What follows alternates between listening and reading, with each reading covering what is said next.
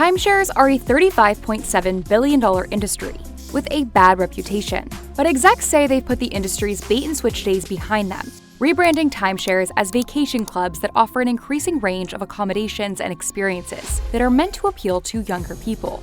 For the largest companies, the changes have worked. The leading players are worth billions of dollars, but the industry is still grappling with some fundamental issues. Timeshares are typically a terrible investment, and the industry is a magnet for scammers. Timeshares were initially pretty simple. They were fractions of a deed, where people would buy partial ownership of a vacation property. That granted them a fixed week at a specific resort.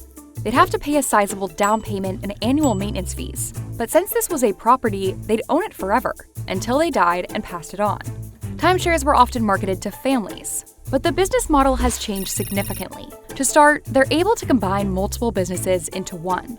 Timeshare companies are developers that build their own properties, banks that provide high-interest financing, clubs that manage a network of resorts, and hotel management companies that rent out extra rooms. Secondly, they've been able to ride the wave of interest in vacation rentals, as companies like Airbnb have taken off.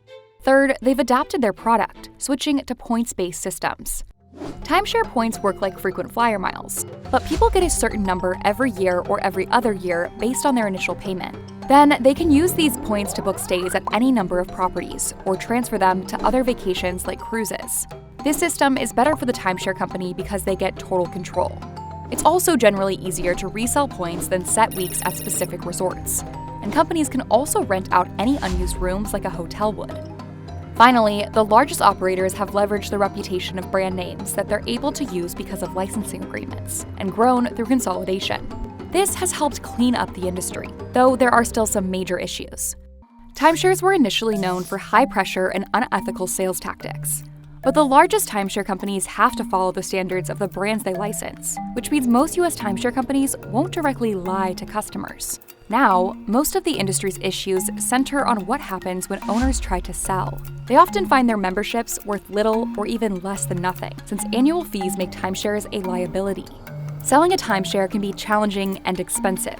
There's an entire industry dedicated to helping people exit timeshares, with books, companies, and podcasts offering advice.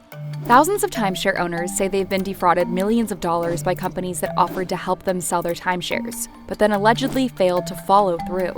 Which is why it's important, at the very least, not to think about timeshares as an investment that holds value. Because timeshare companies profit by getting more people to buy in, take out loans, and pay annual fees, not by giving people their money back.